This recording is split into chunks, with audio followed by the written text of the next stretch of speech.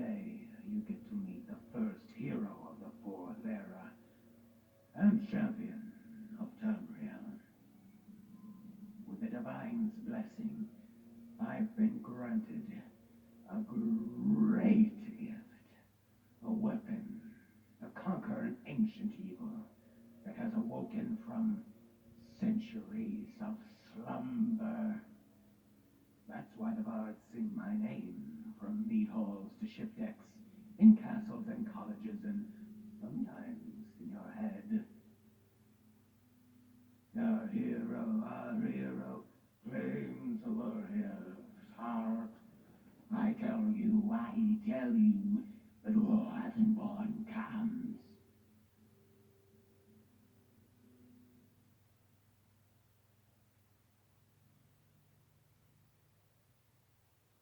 Dragons, unthinkable. The dragons have been extinct for centuries. What is dead can never be revived. No, the ancient evil I speak of as dwarves returned from the land that time forgot, to enslave mortals to work in their underground mines. Or, more specifically, a dwarf, Mzanach, the God Eater. He returns with his army of mechanical spiders and centurions to end the day itself. Your worst enemy and your best friend, as you are nothing but a dog to him. And like a good doggy, he's going to make you fetch dirt, then bring it to the surface while his army of centurions flog you with brass whips. Mzanach aims to devour the gods, at least the ones that live underground, and in doing so, propel our world into chaos. But as it is written in the Histbark and inscribed in the assortment of spoons I keep in my pocket, all is not lost. For there is one that even the mad dwarf and his legion of machines fear. In their tongue, I am known as Thuammertzin, Dwarvenborn. I was fishing near the coast of Niven Bay in the Cyrodiil when I saw a bearded mage standing by the bank. In his hand was the ugliest fishing staff I had ever seen, but when he raised it to the sky, a massive island rose right out of the water. On it were rocks, chiseled into the shape of dwarven heads, only they weren't rocks, but cheese. Then, waving the staff around some more, he conjured three beggars to eat away at the cheese rocks, from its mustache down to its chin. Their efforts revealed a secret portal, a gateway to the Dwemer homeworld.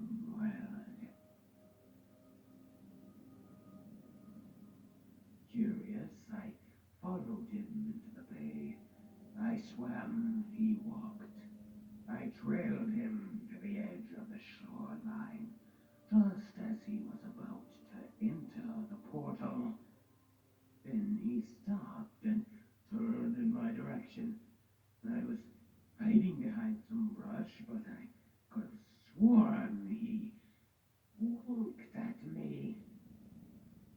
Turns out there was just something in his eye, specifically the arrow that I shot in his face for winking at me. He didn't have a choice. He fired first. He just made an island come out of the bay. Now he was winking at me. For all I knew,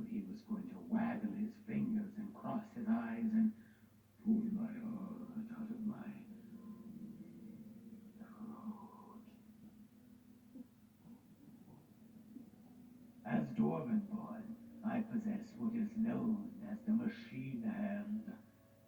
Simply by placing my palms on a device, I can disable it permanently. I am now on a great quest to place my hands upon as many dwarven machinations as possible, so that I may render the God Eater's army inert. It doesn't matter if it's a broken spider or fully operational Centurion. One touch from my machine hand, and no smith can repair it.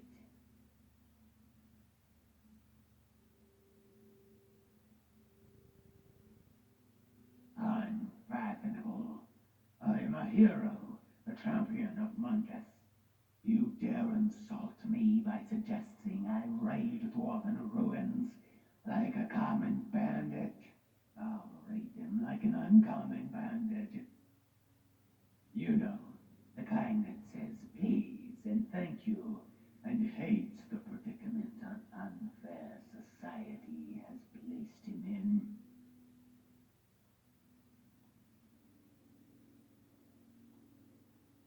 They say he was a gifted dwarf, blessed with the ability to craft, repair, and if need be, marry machines, simply by touching them.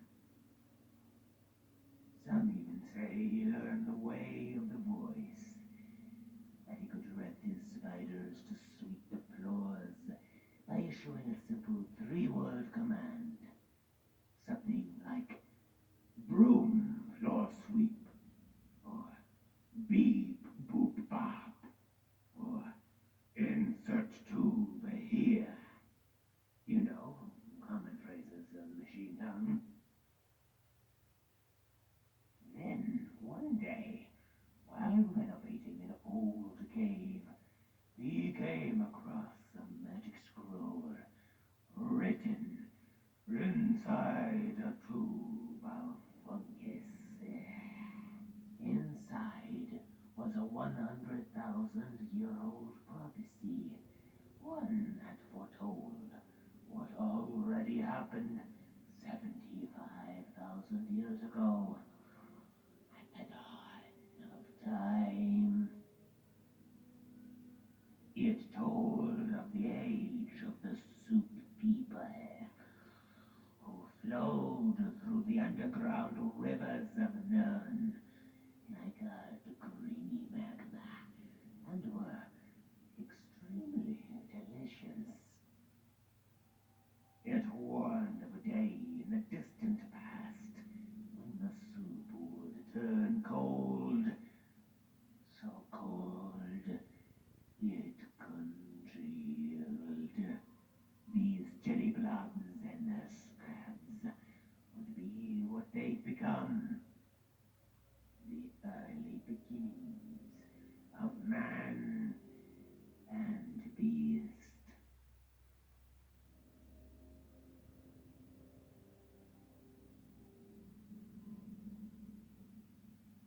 I told you they were delicious, didn't I? Seems that's reason enough. Only what the gods foretold. They say Mzanach will come from the west, charging down a mountain, led by an avalanche of metal boulders. Fierce. Behind them will be the mad dwarf himself, riding in a steam-powered war carriage, pulled along by dwarven mammoths. They say when Mzanach makes his charge, the ore veins across Skyrim will melt